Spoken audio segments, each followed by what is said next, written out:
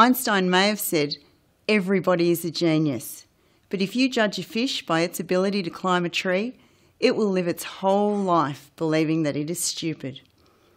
Our early years education system is moving away from play-based learning, pushing kids to a more formalised, data-driven system at a younger age than we've ever seen before. A system which favours academic achievement with little room for the development of emotional intelligence, creativity, and a simple joy of learning. Former teacher of 33 years, Kathy Margolis, joins me to tell us how she's fighting against our children becoming the collateral damage of a broken system.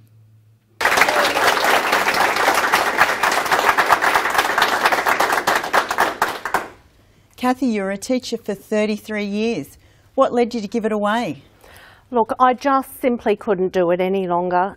In the last 5 years, with the implementation of the national curriculum, things have become really difficult.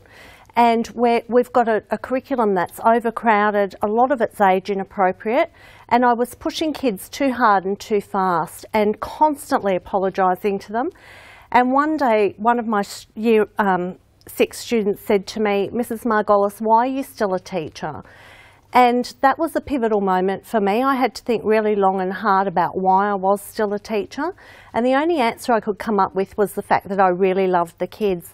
And that's why I stepped away, because I was supposed to be igniting a love of learning, and instead I was sucking the joy out of their learning. Their learning. And you wrote to the Courier Mail about that, which later turned into a viral Facebook post. Yes, it did. I wrote a letter stating all the reasons why I could no longer teach and that I thought the education system was in crisis. And fearing I would just be seen as one of the whinging teachers, I decided to put it as a Facebook post. And someone asked could they share it, and I made it public. And in my naivety, I thought that would be it, and it was shared over 40,000 times. What sort of responses did you get from that? Amazingly supportive responses.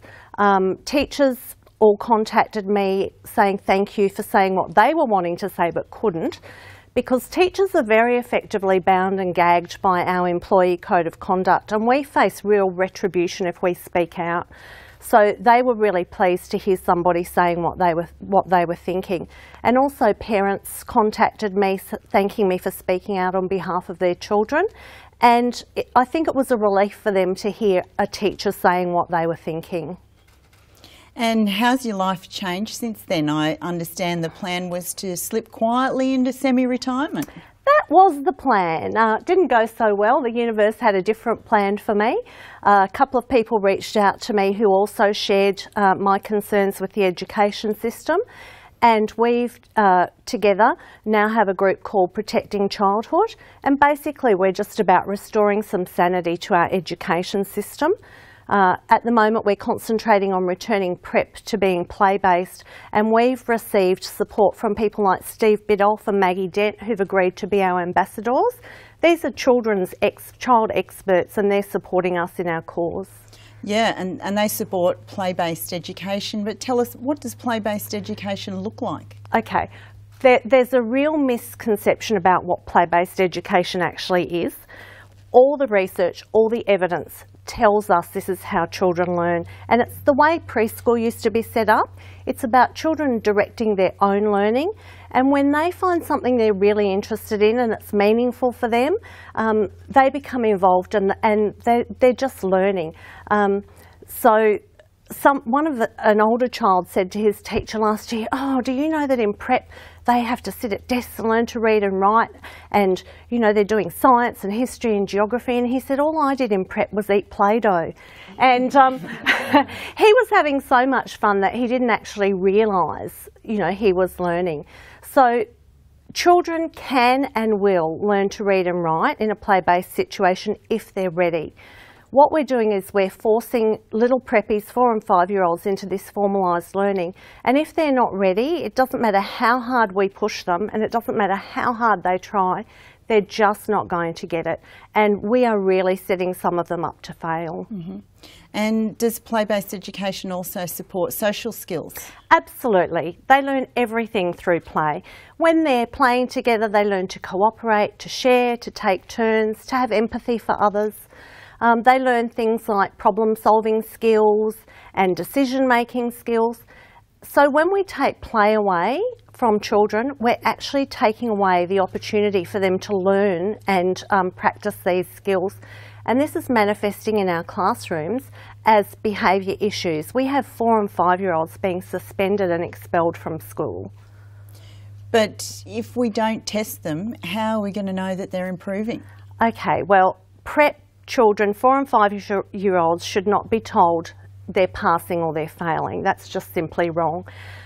We need to have trust in teachers. You know, they're professionals. They make judgment calls on a daily basis through observing the kids, through interacting with the kids. They know where they're at and what they need.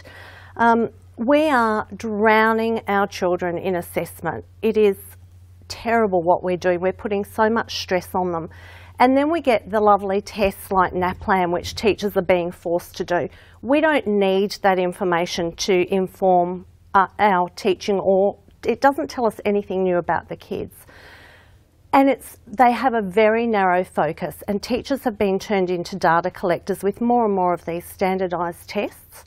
And we are looking at children specifically academically, and that's only one part of a child. These NAPLAN results, which they place so much emphasis on, don't tell us whether your child might be a budding little artist or whether they have a musical talent, whether they're a kind, caring friend, whether one day they might be a sporting hero. There's so much else to children other than their academic side, and we're really failing children if that's what we're concentrating on. Mm-hmm. Thanks so much for being with me tonight, Kathy. It's been a privilege to talk to you. Let's keep our little children children for as long as possible.